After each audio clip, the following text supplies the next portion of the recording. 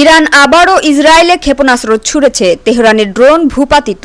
মধ্যপ্রাচ্যে ফের চরম উত্তেজনা। ইরান থেকে ইসরায়েলের দিকে ছোড়া ক্ষেপণাস্ত্রের বিষয়টি নিশ্চিত করেছে ইসরায়েলি সেনাবাহিনী। জানানো হয়েছে, আকাশসীমায় আসা একাধিক ক্ষেপণাস্ত্র শনাক্ত করা গেছে এবং প্রতিরক্ষা ব্যবস্থা সক্রিয় করা হয়েছে। ইসরায়েল জুড়ে উচ্চ সতর্কতা জারি করা হয়েছে। উত্তর ও দক্ষিণাঞ্চলে আকাশ প্রতিরক্ষা সিস্টেম সক্রিয় রয়েছে এবং সাইরেন বাজিয়ে জনগণকে নিরাপদ আশ্রয়ে সরে যেতে নির্দেশ দেওয়া হয়েছে। ইসরায়েলি সেনাবাহিনী জানিয়েছে, হামলার আশঙ্কায় দেশব্যাপী নজরদারি আরও জোরদার করা হয়েছে।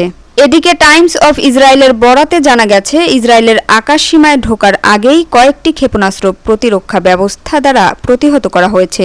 তবে কোনো ক্ষয়ক্ষতি বা হতাহতের খবর এখনও নিশ্চিত হওয়া যায়নি। অন্যদিকে তেহরান থেকেও এসেছে গুরুত্বপূর্ণ খবর। রাজধানী তেহরানে একাধিক বিস্ফোরণের ঠিক আগে ইসরায়েলের একটি নজরদারি ড্রোন গুলি করে ভূপাতিত করেছে বলে দাবি করেছে ইরানের বিমান বাহিনী। দেশটির রাষ্ট্রীয় সংবাদ মাধ্যমগুলো জানিয়েছে, এই ড্রোনটি ইরানি সামরিক স্থাপনাগুলোর উপর নজরদারি চালাচ্ছিল। এই পাল্টাপাল্টি হামলার ঘটনায় মধ্যপ্রাচ্যের নিরাপত্তা পরিস্থিতি আরও জটিল আকার ধারণ করেছে বলে আশঙ্কা করছে আন্তর্জাতিক মহল। বিশেষজ্ঞরা বলছেন, এই উত্তেজনা যদি নিয়ন্ত্রণে আনা না যায় তবে তা বড় ধরনের সংঘর্ষে রূপ নিতে পারে।